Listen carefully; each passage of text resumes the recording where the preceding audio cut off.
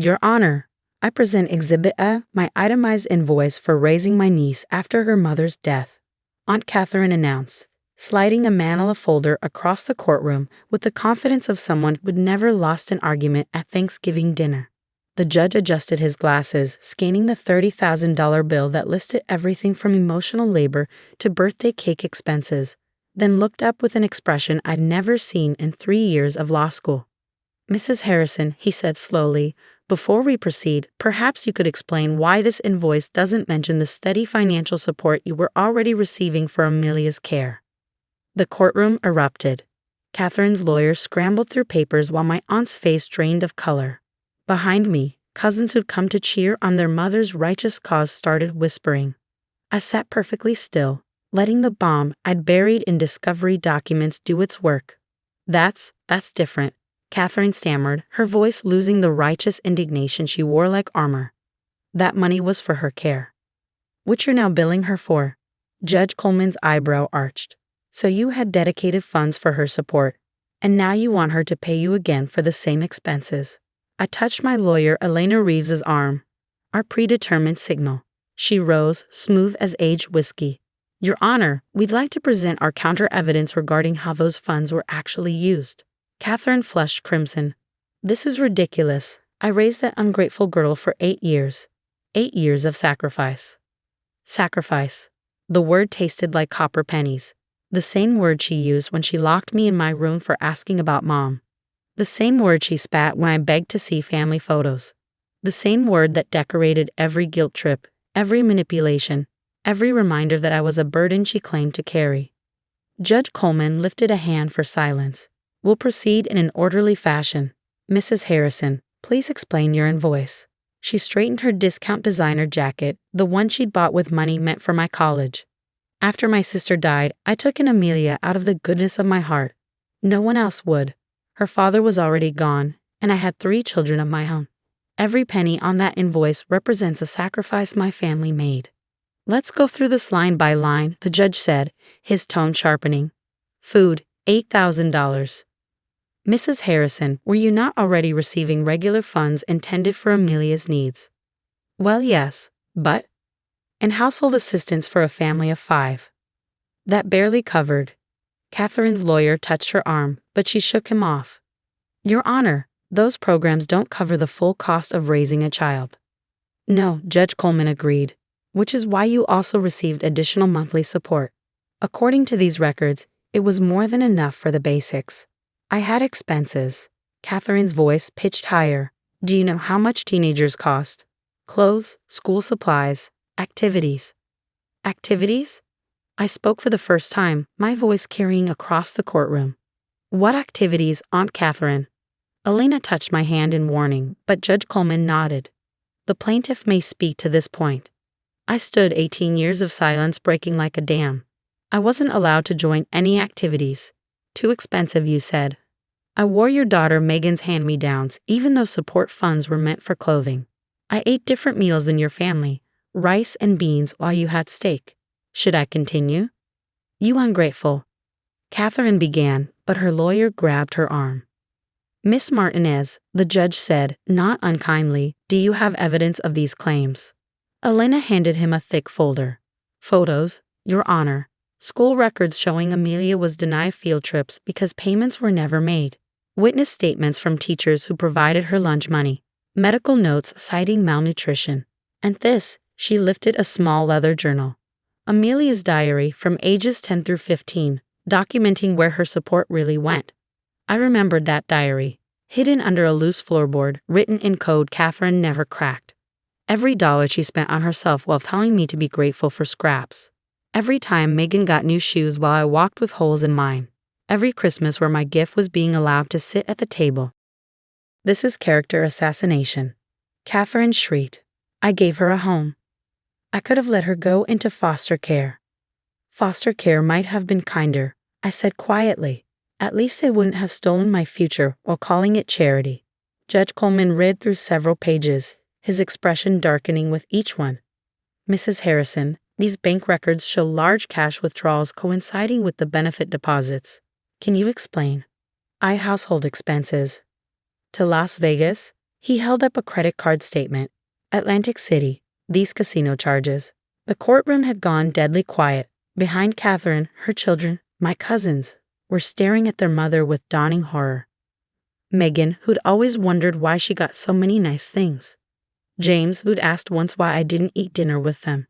Little Sarah, who tried to share her toys until Katherine told her I didn't deserve them. Your Honor, Alana said, we'd also like to present evidence of educational fraud. Objection. Katherine's lawyer finally found his voice. Overruled. Proceed. Alana handed over another folder. Mrs. Harrison claimed on multiple legal documents that she was saving for Amelia's college education. These sworn affidavits for state programs, federal aid applications. Yet when Amelia turned 18, the college fund was empty. The $50,000 that should have been there, based on the benefits specifically designated for education, had vanished. I had unexpected expenses, Katherine muttered. Like your bathroom renovation? I asked. The one you posted all over Facebook? Or Megan's Sweet 16 party that cost $15,000? The one I wasn't allowed to attend because I wouldn't fit in with her friends? Miss Martinez, Judge Coleman said gently, I understand this is emotional, but I'm sorry, Your Honor. I took a breath. But she's not just asking for money. She's asking me to pay for my own neglect, to finance my own abuse, to thank her for stealing my childhood and my future. Katherine's face had gone purple. Abuse? I never laid a hand on you. No, I agreed. You just told me every day that I killed my mother by being born. That my father left because I was too much trouble. That I should be grateful you didn't dump me at the fire station. You just locked me in my room when your friends came over because I was an embarrassment. You just made me eat in the kitchen while your real family ate in the dining room. You just. Enough? Katherine slammed her hand on the table. I want my money. I deserve compensation for taking in my sister's mistake. The word hung in the air like a noose. Mistake. Judge Coleman's voice had gone arctic. You consider your niece a mistake. Katherine's lawyer was frantically whispering in her ear, but the damage was done. Her true face had slipped out in front of everyone. Amit. We all heard what you meant, the judge said. He turned to me. Miss Martinez, do you have anything else you'd like to add? I looked at Katherine, really looked at her for the first time in years. She seemed smaller somehow, stripped of the power she held over a grieving child. Just one thing. Aunt Katherine, do you remember what you told me the day I got the full scholarship to college? She said nothing. You told me I should give it up. That people like us don't go to university. That I should get a job and start paying you back for all you'd done. I smiled sably. That's when I knew I had to leave. Had to become someone you couldn't tear down anymore. And did you? Judge Coleman asked. Become someone? I graduated summa cum laude. Got a full ride to law school. Passed the bar on my first try. I straightened my shoulders. I became a victims' rights attorney. I help children who are being financially exploited by their guardians. Turns out, there are a lot of Aunt Katherines in the world. The judge nodded slowly. I've heard enough. Mrs. Harrison, your claim is not only dismissed, but I'm referring this case to the Department of Social Services for investigation of benefits fraud.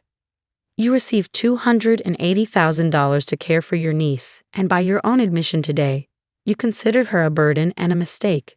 The evidence suggests you systematically deprived her of necessities while enriching yourself. You can't.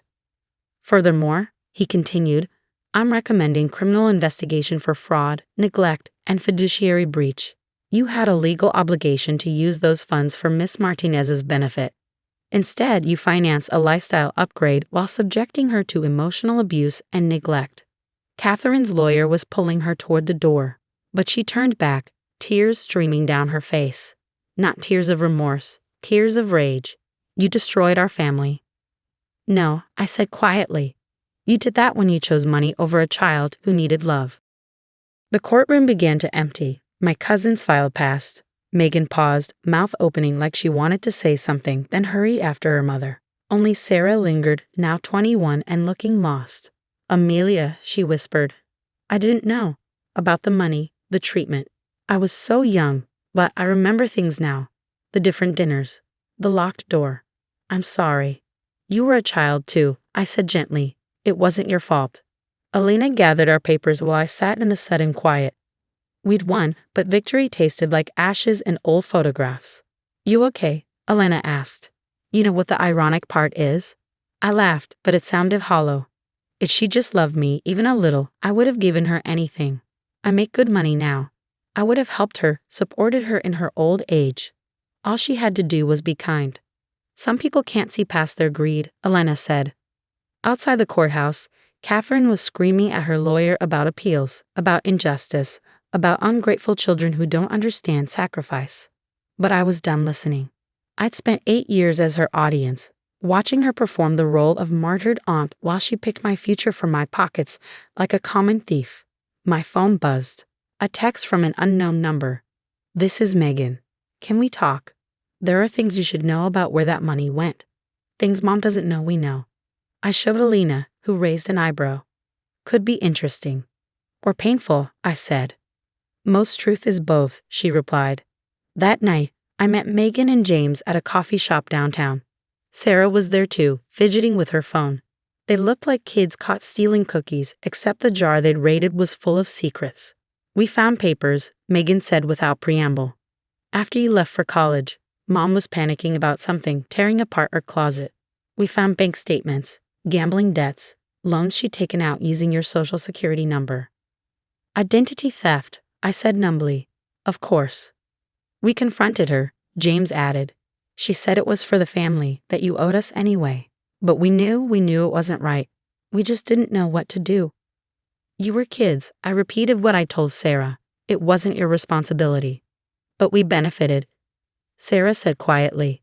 My college tuition, their cars, family vacations you never got to go on. We benefited from your suffering. So what now? I asked. They exchanged glances. Megan pulled out a checkbook. We can't give back your childhood, but we can start somewhere. I don't want your money, I said. It's not ours, James said firmly. It never was. We talked to a lawyer after today. We're going to testify if the criminal case goes forward. And we're going to make sure you get back what was stolen. It won't be everything, but... Why? I interrupted. Why help me now? Sarah reached across the table and took my hand. Because you're our cousin. Because what she did was wrong. Because family shouldn't be conditional on bank balances. And Megan added quietly, because we remember the little girl who used to share her single Christmas present with us. Even though we had dozens. You deserve better than our mother gave you. Maybe it's too late to be the family you needed then, but it's not too late to be decent human beings now. I cried then. For the first time since Katherine had taken me in, I cried in front of my cousins. Not tears of pain or rage, but something cleaner. Something that tasted like possibility. The criminal case would take months. The investigation would be thorough. Katherine would likely face jail time for benefits fraud and identity theft. But sitting in that coffee shop with 3 people who chose truth over comfortable lies, I felt something I hadn't experienced in 18 years. Family, not the kind that demands invoices for love, but the kind that shows up when the truth gets ugly. The kind that chooses justice over blood. The kind that says, we were wrong, and means it. Katherine had presented her bill, $30,000 for a childhood of neglect dressed up as charity. The judge had countered with his own invoice, $280,000 stolen, plus interest, plus a criminal record, plus the loss of her children's respect. But the real cost? That was written in a 10-year-old's diary, in missed school trips, in dinners eaten alone, in a college fund that evaporated like morning dew. You can't put a price on childhood. But Katherine had tried, and now she was learning what happens when the bill comes due. As we left the coffee shop, Sarah linked her arm through mine. So, cousin, tell us about this victims' rights work you do. How can we help? And for the first time in my life, that word, cousin, didn't sound like a reminder of what I wasn't. It sounded like a promise of what we could become.